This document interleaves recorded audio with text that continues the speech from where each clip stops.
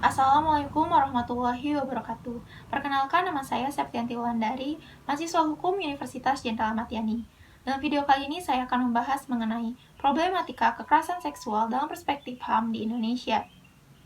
Indonesia adalah negara hukum, yaitu di mana tata kehidupan masyarakatnya akan diatur oleh perundang-undangan guna menjaga keseimbangan serta keadilan di dalam negara. Namun di Indonesia ini sepertinya tidak bisa berjalan dengan semestinya, karena dilihat dari situasi serta kondisi, banyak sekali kasus-kasus perampasan hak, serta tidak adanya perlindungan dan keadilan bagi para korban kejahatan. Hal ini menyatakan bahwa HAM di Indonesia belum bisa berjalan dengan baik. Pelanggaran HAM di Indonesia banyak sekali rupanya, namun ada salah satu kasus HAM di mana angka korban naik setiap tahunnya, yaitu mengenai kekerasan seksual. Kekerasan seksual ini biasanya terjadi pada perempuan dan juga anak, karena mereka merupakan objek utama dari para pelaku kejahatan seksual. Di tahun 2020, banyak sekali kasus-kasus mengenai kekerasan seksual pada perempuan dan juga anak.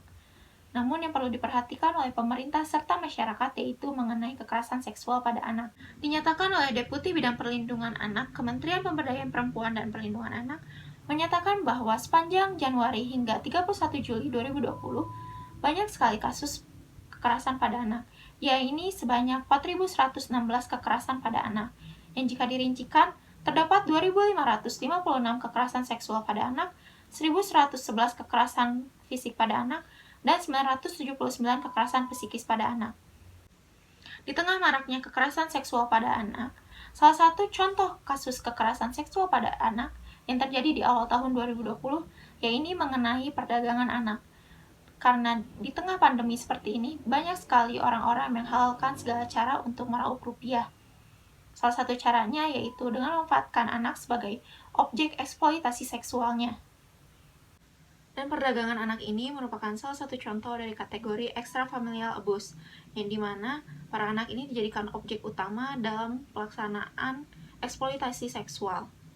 Kasus perdagangan ini sangat menggemparkan para masyarakat di awal tahun 2020, karena dimana polisi mengungkapkan bahwa adanya eksploitasi anak, perdagangan prostitusi anak, di salah satu apartemen di Bilangan, Jakarta, yang dimana terdapat 3 anak di bawah umur yang menjadi korban.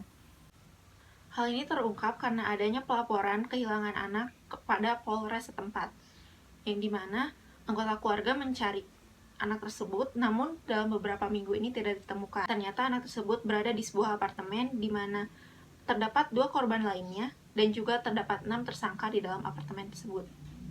Para korban ini mengaku tidak hanya dijadikan budak seks oleh para pekerja, namun juga diperjualbelikan. Dan para tersangka ini menggunakan aplikasi micet untuk media komunikasi serta media jual beli para korban.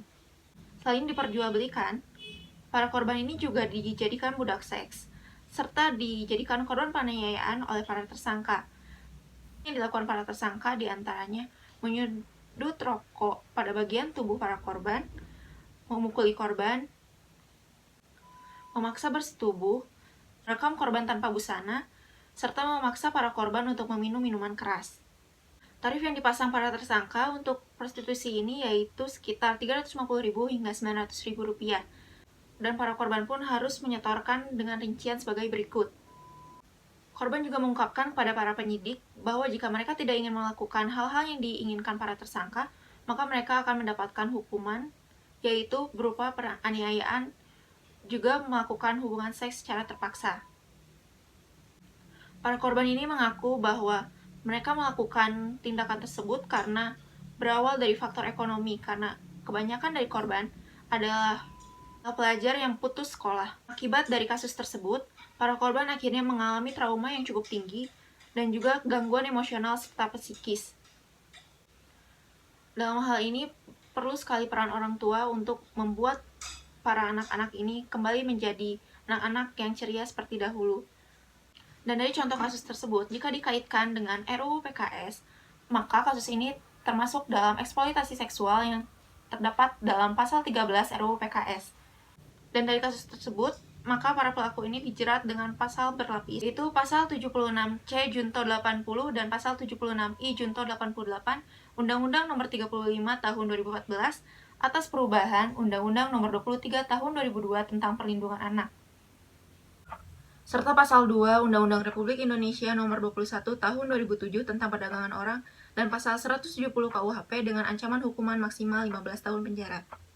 Dan dari kasus tersebut, peran orang tua sangatlah penting untuk pemulihan baik dari trauma, psikis maupun emosional anak. Dan seharusnya pemerintah lebih tanggap dalam menanggapi kasus-kasus kekerasan seksual yang terjadi di Indonesia.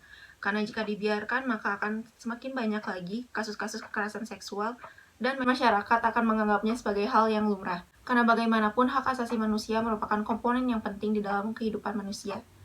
Sekian dari saya, mohon maaf bila ada kekurangan dan kesalahan. Wassalamualaikum warahmatullahi wabarakatuh.